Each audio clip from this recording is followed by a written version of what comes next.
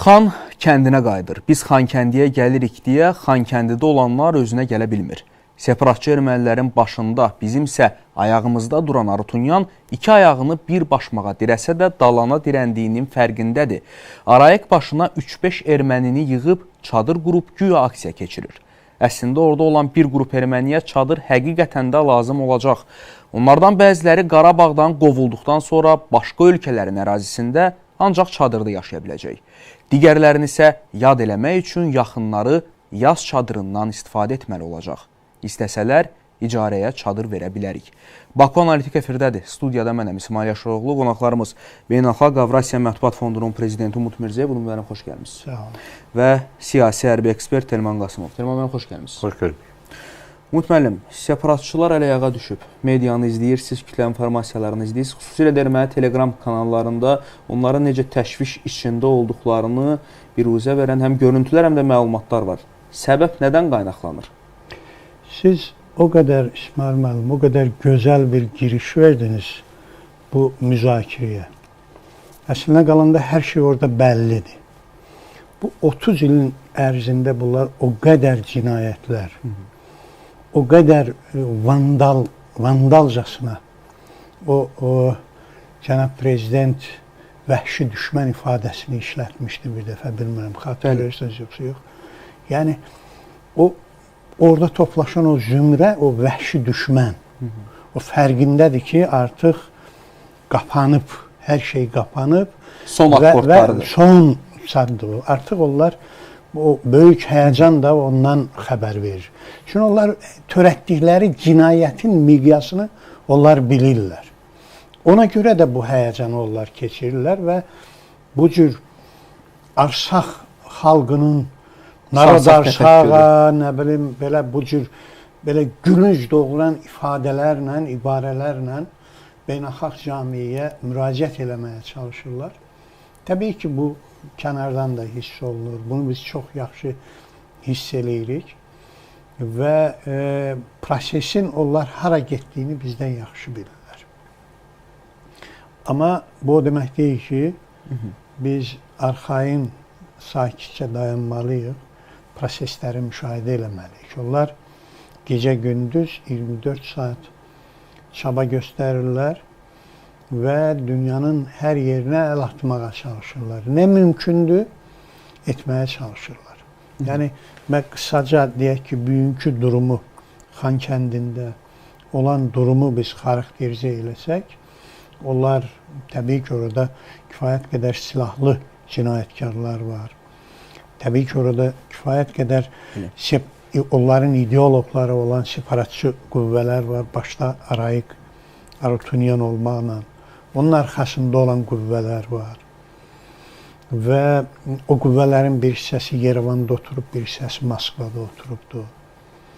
Bir hissəsi də ara-sıra gəlib gedirlər. İndi sərhəd keçid məntəqəsi qoyulduqdan sonra bu artıq problem yaranıbdır və biz son günlər baş verən prosesləri də, bu mitinqləri də, davamlı aksiyaları da biz fərqindəyik ki, nə üçün həyata keçirirlər.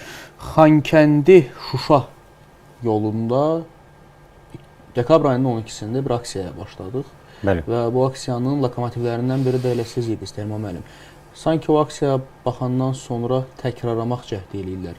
Bu aksiya təfəkkürü, miting təfəkkürü ki, aksiyanın nəticəsini biz gördük. Biz səsləndirdiyimiz şüarların nəticəsini Laçında sərhəd keçid məntəqəsinin quraşdırılması ilə yekunlaşdırdıq. Ancaq onlar indi nəyə nail olmaq istəyirlər ki, bizə baxıb bizi təkrarlayırlar, yoxsa hansısa başqa niyyətlər var? Hansı aksiyadan söhbət gedir? Ümumiyyətlə, bunların məqsədi nədən ibarətdir sizcə? Maraqlı sualdır İsmail müəllim. Təkcə buradakı dekabrın ayının 12-sində başladığımız həmin o aksiya ilə bağlı deyil. Təkcə ondan təkrarlanmır. Ümid müəllim, düşünürəm ki, mən dediklərimi təsdiqləyər ki, 88-ci ildəki olan hadisələr mən belə xatırladır Ümid müəllim.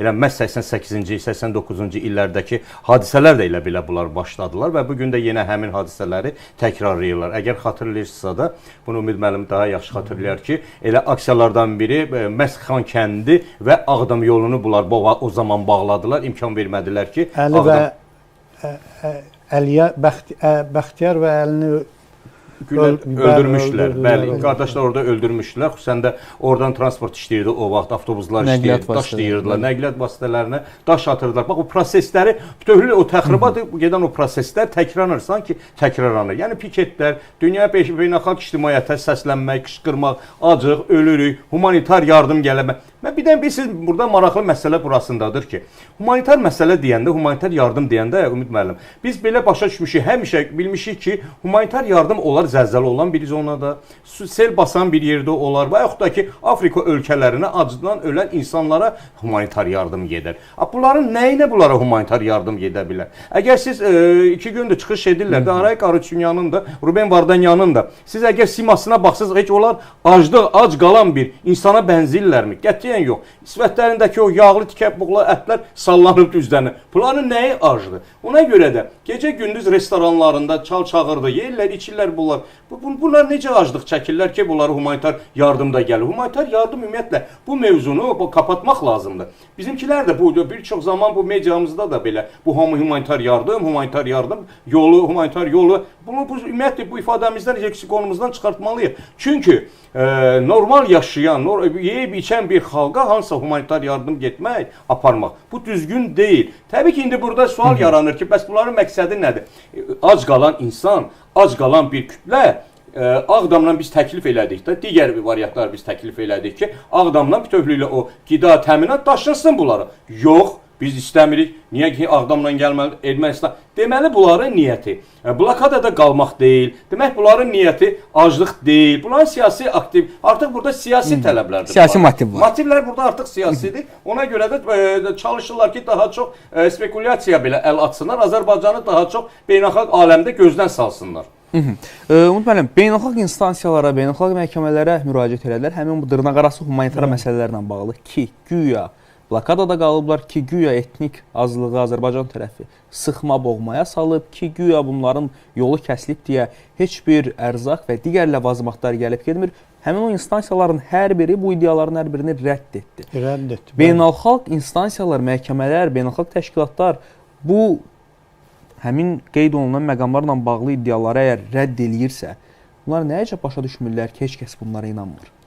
Ümumiyyətlə, toplum olaraq Ermənistan həmişə istəyir qanunu olsun, istəyir qeyri-qanunu olsun, onlar tutduğunu buraxmamağa çalışırlar.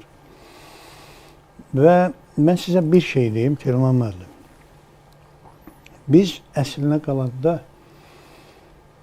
20-ci il noyabr ayında biz artıq kapitulyasiya aktı imzalanandan sonra bizim kifayət qədər legitim haqlar əldə elədik. Bəli, legitim hüquq. Hüquqlar əldə elədik. Biz orada olan separatçı qüvvələrin ünsürlərin dərhal kökünü kəsə bilərdik. Dərhal onları silahsızlaşdıra bilərdik.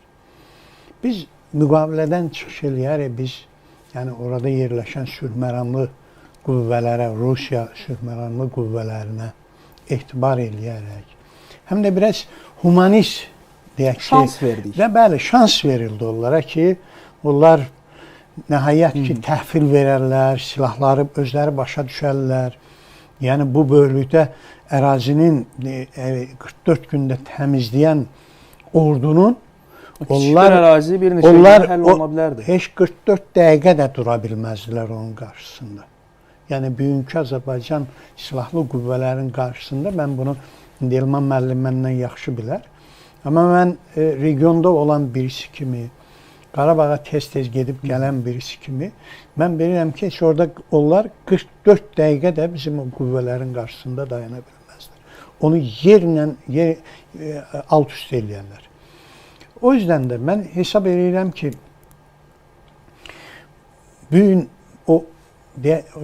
bugünkü o haykü, bugünkü deyək ki, isterika, onlar artıq o sonun yaxınlaşdığını hiss eləyirlər. Yəni Azərbaycan ordusunun da deyək ki, bir səbrinin bəli bir hüdudu var və onu özləri də hiss eləyirlər ki, bu artıq tükənmək məqamındadır. O məqam gələcək. Və mən sizi əmin edirəm ki, bugün o danışan, görünən qüvvə Ermənistanın bu 30 ildə o cinayətkar ünsürləridir. Yəni bu günlərsi orada müəyyən bir zümrə də var ki, Telman. Onlar yəni o deyək ki, baskı altındadılar. Onlar yəni nə danışmaq imkanları var, Bəli. nə onların deyək ki, özünü fikrini ifadə eləmək imkanları. Vakuum altındadır. Bəli, vakuum altındadır. Temam müəllim, nə üçün təklif elədiyimiz Ağdam-Xankəndi yolu bunların gözünü qorxudub? Problem nədədir? Fərqi nədir Laçın yolunun Ağdam-Xankəndi yoluna və nə üçün biz məhz Ağdam-Xankəndi yolunu təklif edirik? Avropa İttifaqı Şurasının prezidenti Şarl Mişelin vasitəçiliyi ilə keçirilən üçtərəfli görüşdə Azərbaycan tərəfi bu təklifi irəli sürür. Avropa İttifaqı Şurası bizim tələbimizi qəbul eləyir və təklif eləyir bundan sonra da bütün məsələlər artıq üzə çıxmağa başlayır. Hansı etirazlar, narazılıqlar, nə üçün? Birincisi ona görə ki, Laçın yolundan həmişə 30 ildir, 30 ildən artıq da bunlar istifadə ediblər yetərincə. Burada maraqlı qüvvələr var, böyük oyunçular var, iş adamları var, hansılar ki, burada milyonlarla pullar qazanırlar. Yəni bu nə deməkdir? Bu o deməkdir ki, humanitar adı altında həmin o yüklər, o qidalar, o məhsullar, o yanacaqlar daşınıbdır Qarabağa illər boyunca.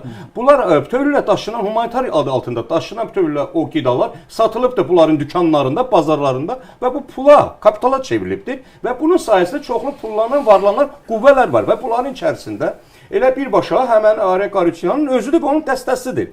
Bu baxımından ikinci məsələ Ağdam məsələsidir ki, təbii ki, Ağdam məsələsi əgər gündəmə gələrsə və Laçın yolundan bunlar həmin o ərzaqları daşıya bilməyəcəklərsə, demək artıq hesab eləyin ki, bunların bütövlüklə gəlirləri bitir, bağlanır, gəlir əldə edə bilmirlər. İkinci məsələ, yəni artıq bu Ağdamdan əgər biz başlasaq ki, bütövlüklə o qidalar daşınması, bütövlüklə ərzaqların təminatının daşınması nəticəsində hesab edin ki, artıq biz Xankəndindəyik və bütövlüklə bu məsələlər öz çözümünü tapıbdır. Məhz bax bunu hesab eləyən həmin o erməni tərəfi çox narahatlar, çox qorxurlar ki, əgər Laçın yolundan, Ermənistandan gəlib Laçın yoluna yox, Azərbaycan vasitəsilə, Ağdam vasitəsilə, əgər o təminat daşınarsa, bitdi, bu məsələ artıq bitdi. Bunların bütövlüklə o arzuları gözlərində qalacaqdır. Bunu çox gözəl bunlar bilirlər. Bu mənada ki, İllər boyu həmin o Laçın yolundan daşıdıqları öz başınalığı, bütövlüklə milyonlarla qazandıqları o pulun müqabilində bunlar heç nə əldə edə bilməyəcəklər və məcbur olub Xankəndini tərk edib çıxıb gedəcəklər. Ona görə mən məhz ona görə deyirəm ki,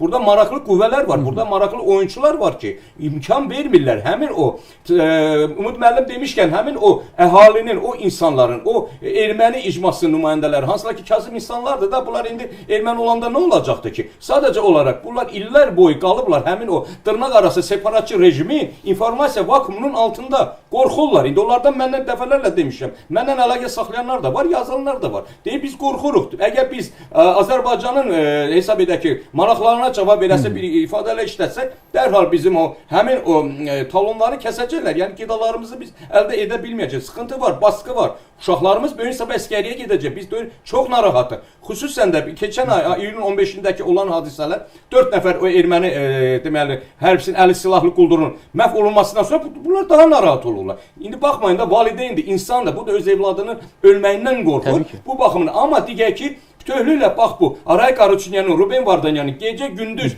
Rusiyanın narrativlərini və digər həmin o aktorların narrativlərini təbliğatla aparmaqla məşğul oldular və o təbii ki, onların müqabilində bunlar çox böyük miqyasda pullar qazanırlar. Arek Qaruçyanın bütövlüklə varı, dövləti, əmanəti, hər şey bugün Rusiyanın ərazisindədir, Rusiyadadır. Bu baxımından Moskvadan, Rusiyadan hansı tapşırıqlar gəlirsə, narrativlər gəlirsə, siyasi narrativlər gəlirsə, Arek Qaruçyanla Ruben Vardanyan çox belə canfəşanlıqla bunların hamısını həyata keçirir. Buna görə də həmin siz deyirsiniz ki, Ağdam nə üçün Ağdamla razılaşmırlar və razılaşmayacaqlar. Hal-hazırda real qüvvə görəm ki, mən kimlə oturub söhbət aparmaq olar, kimlə danışıqlar aparmaq olar, həmin bu separatçılarla yox, Samvel Babayanla.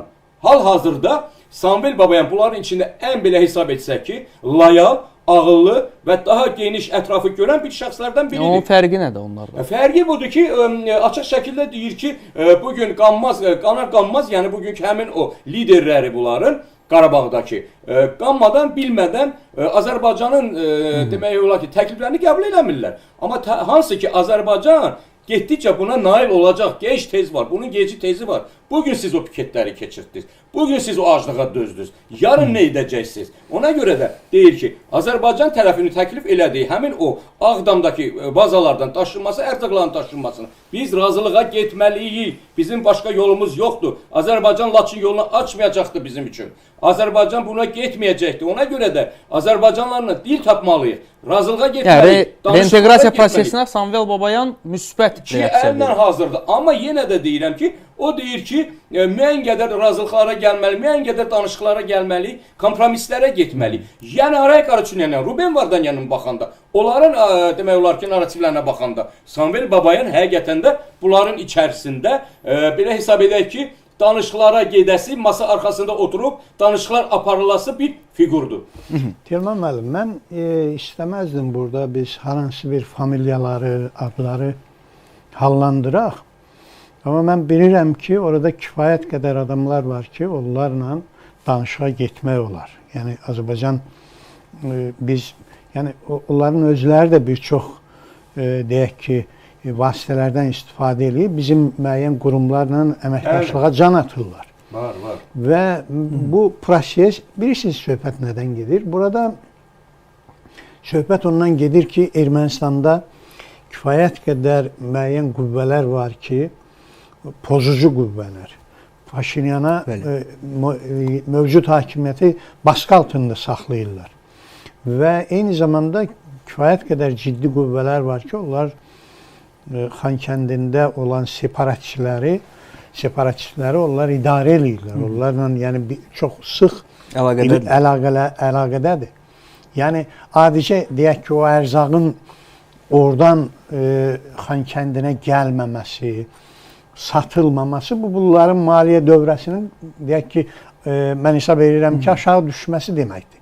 Yəni burada həm də biznes maraqları var, həm də deyək ki, orada bizim yeraltı qızıl mədənlərini istifadə edirdilər, digər deyək ki, mineral sularımızı, müəyyən deyək ki, kənd təsərrüfatı məhsullarını onlar İrəvana daşıyırdılar və orada satışını təşkil edirdilər. Mən düşünürəm ki, bu biraz zamana bağlıdır. Baxın, iyul ayının 13-ü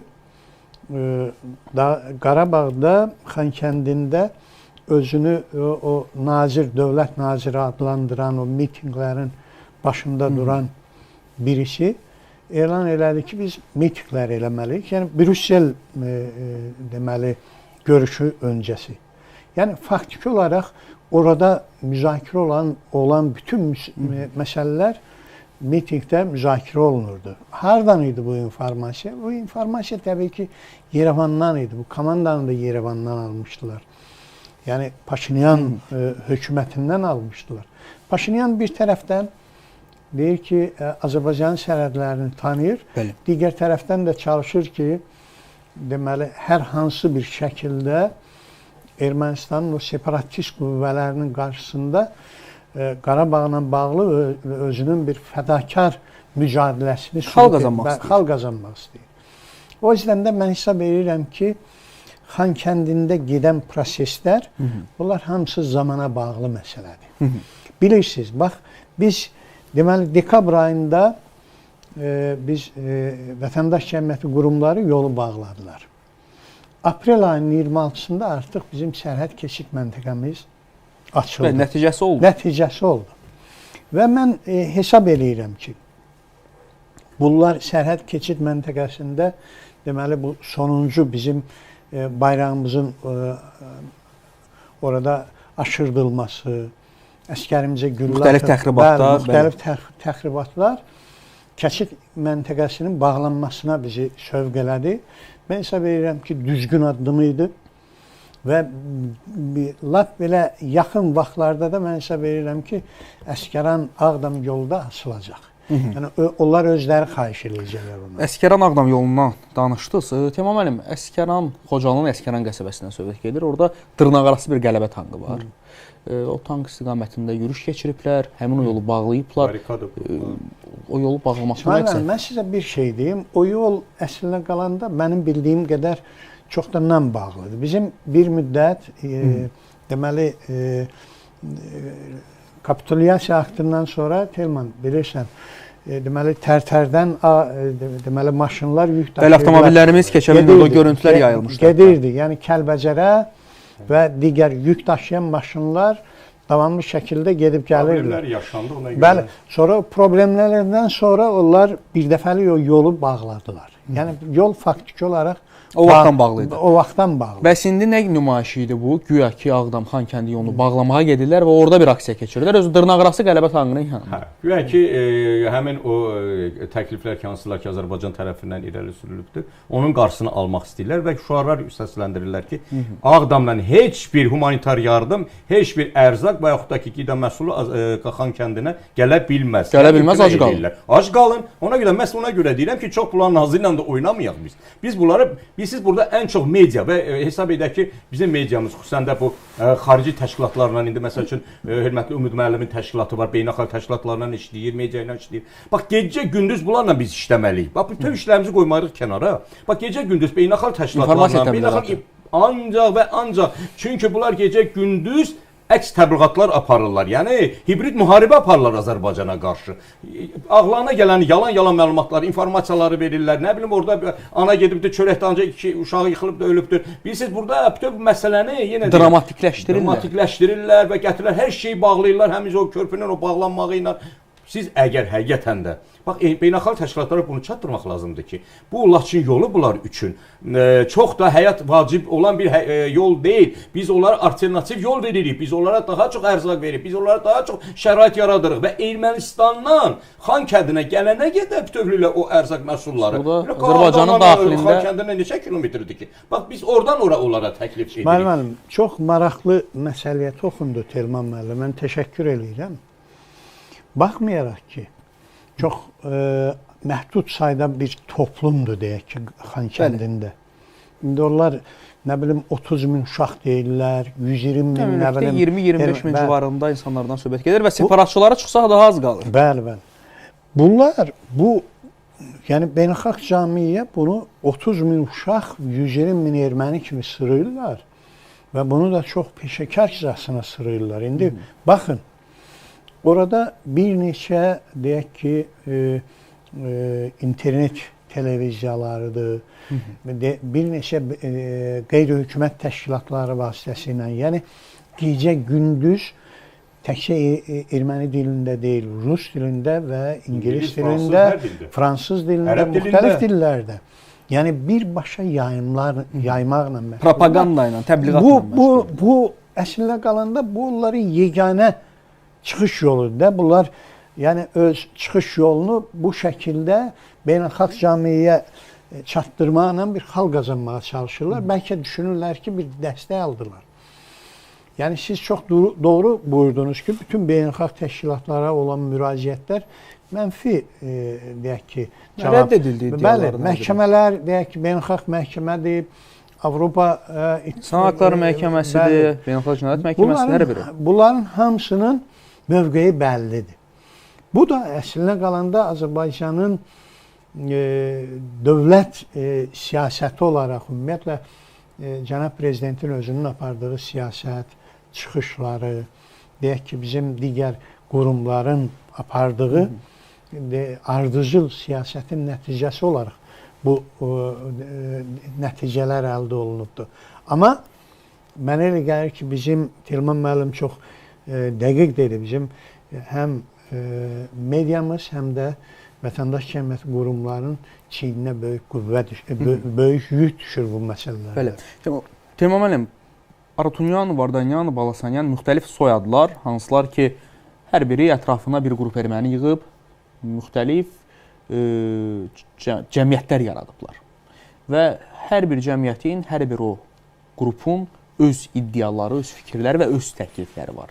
Ki, Azərbaycan üçün bunun heç bir də önəmi yoxdur. Biz Azərbaycan dövləti olaraq öz suverenliyimizin bərpası, reinteqrasiya, inteqrasiya prosesində maraqlıyıq və Azərbaycan bayrağının o ərazilərdə dalğalanmasında maraqlıyıq. İndiki vəziyyətdə səsləndirdikləri şüarlara əsaslanıb, necə düşünürsünüz?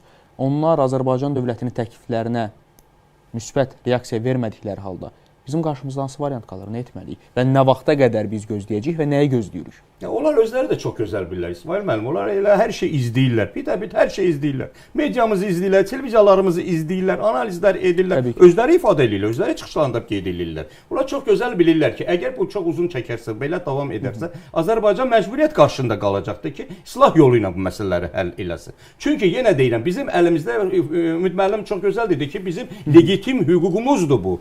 Biz 2020-ci il 10 noyabr anlaşmasında bu hüququ biz qazanmışıq. Amma halbuki bu 10 noyabr anlaşmasının heç bir bəndini bunlar həyata keçirtmirlər. Öz maraqlarına zidd gələndə bir məsələ həll olunanda dərhal deyirlər ki, biz o imzalanmış üç tərəfli bəyanatı qəbul eləmirik. O legitimdir, nə bilim nə, Paşinyan öz başına imzalayıbdır. Elə bir balaca quyruqları qapının arxasında qalan kimi deyirlər, bizə xatırladırlar ki, 10 noyabrda belə bir anlaşma imzalanıbdır. Azərbaycan tərəfi o həmin o anlaşmasını pozur. Yəni o qədər hiyləgər, bunlar o qədər belə dəhşətli bir siyasət yürüdürlər ki, çalışırlar ki, güya ki Azərbaycanı aldatsınlar, başımızı güya manipulyasiya edirlər. Əlbəttə ki, bu mümkün deyil, artıq keçərli deyil, yetərli deyil, bəs kifayətdir. Yəni Azərbaycan tərəfi cənab prezident də bunlara yəni amnistiya vermək məsələsini gündəmə gətirir.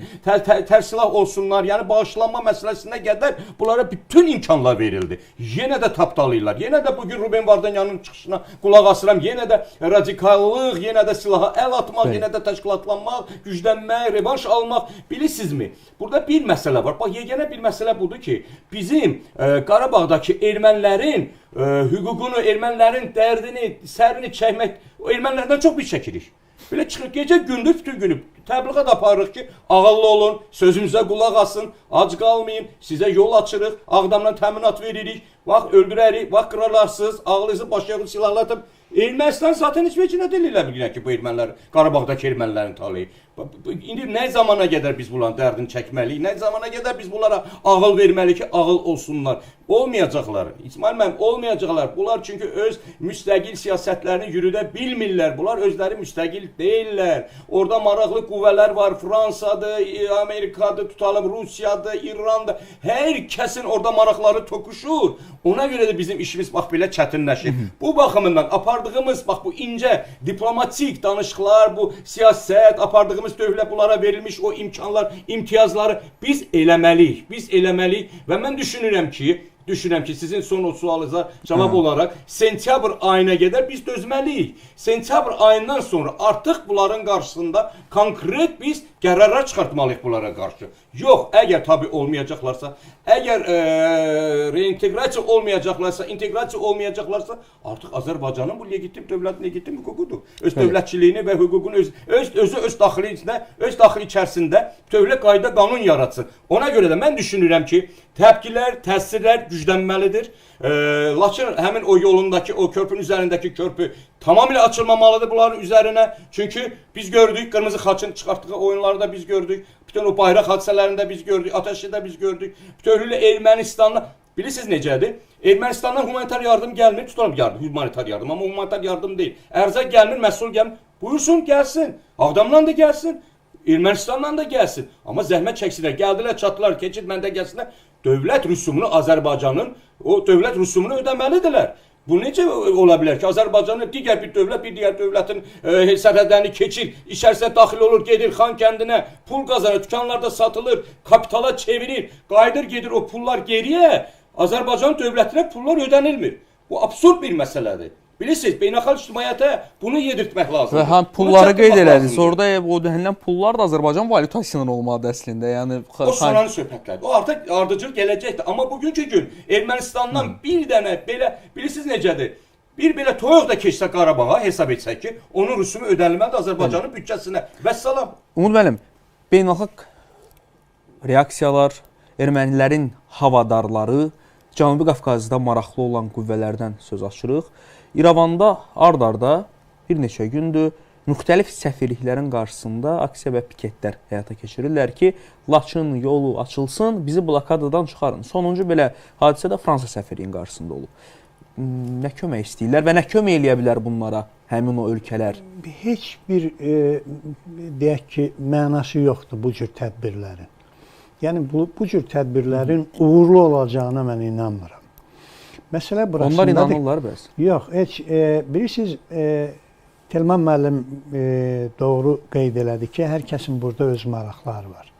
Adını çəkdiyiniz ölkələrindir, Fransanın da kifayət qədər onlar açıq şəkildə bəyan ediblər ki, onlar Ermənistan maraqlarını müdafiə edirlər. Dəfələrlə baxmayaraq ki, onlar uzun illər Minsk qrupunun üzvü olublar, yəni həmsədrlərdən biri olublar, yəni həmişə erməni maraqlarını müdafiə ediblər və bu problemin bu qədər uzun çəkməsində də bilavasitə cavab etdilər. Bilavasitə cavab etdilər. Yəni ki, onların boynunda böyük məsuliyyət vardı.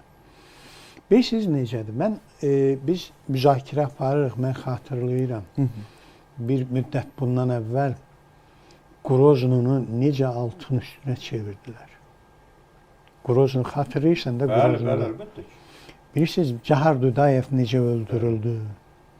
Nə qədər sivil insanlar, günahsız insanlar güllə boran edildi Çeçenistanda.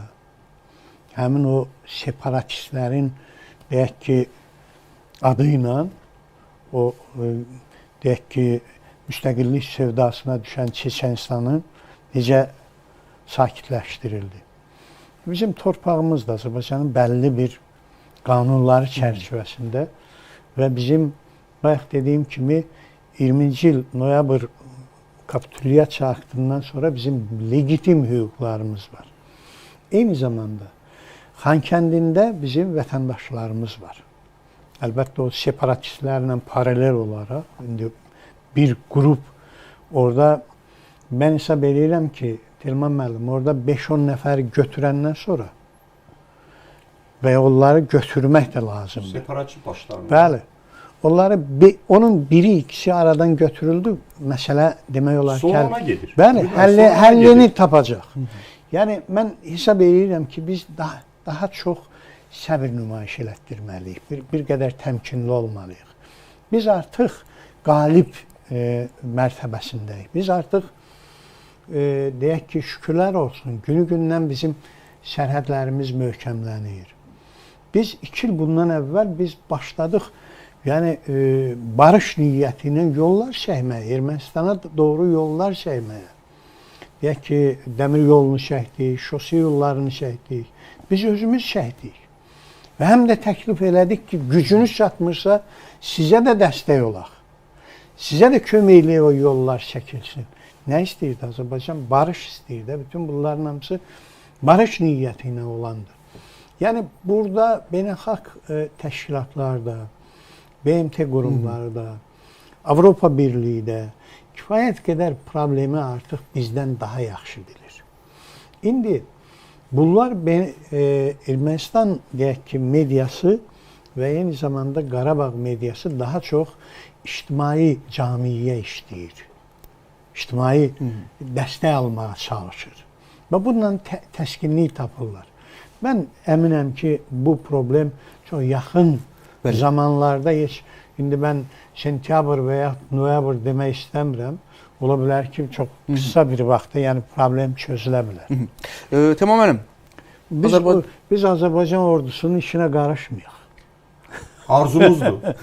Arzumuzdur, müdmənim. Azərbaycanda bir neçə vətəndaş cəmiyyəti, qurumları, təşkilatlar, qeyri-hökumət təşkilatları beynəlxalq təşkilatlara müraciət edib Ermənistanın ekoloji terroru ilə bağlı. Bəli. Bu həm dövlət sərhədi yaxınlığında metallurgiya zavodunun inşa edilməsi, həm Qarabağda bizim mədənlərimizin talan edilməsi, həm də ki, bilirsiniz, bizim bir neçə çaylarımız ekoloji terrora məruz qalır. Ümumilikdə götürəndə bütün bu faktorlar bir arada Azərbaycana qarşı və ümumilikdə insanlığa, bəşəriyyətə, yer kürəsinə qarşı ekoloji fəlakətin nəticəsidir.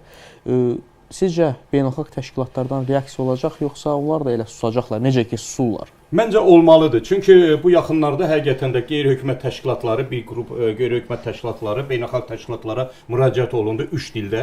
Azərbaycan, ingilis və rus dilində müraciətlər olurdu. Həqiqətən də Ermənistan tərəfindən sərhədlərimizdəki olan həmin o zavodların tikilməsi və çaylarımızın zəhərlənməsi bütövlüklə, getdikcə bütövlüklə ekologiyamıza vurulacaqları o ziyanları, bunların hamısı Ermənistan tərəfi hesablayıbdır. Ona görə də məhz gətirib, bax orada həmin sərhəd bölgəsində, yəni 500 metrəlik məsafədə münaqişədə hansısa bir strateji zavodun tikilməyi, bu inanırsınız, bu artıq yəni normal dövlətdə belə bir şeylər olmur. Yəni sən münaqişədə olan bir dövlətlə 500 metr məsafədə gətirib metallurgiya zavodu tikəsən. Təbii ki, bunun özü də artıq təxribat xarakterli bir şeydir. Üstəlik də hesab eləsə ki, Araz çayı yaxınlığından axır və bütövlüklə o metallurgiya zavodundan çıxan o zəhərli maddələrin Araz çayına axıdılması və xüsusən də Azərbaycandan gəlib həmin o Araz çayı gəlir, gedir, Naxçıvanla gedir, gəlib bütövlüklə Azərbaycan ərazisi ilə bütövlüklə ekologiyamıza vurulan bu ziyandır.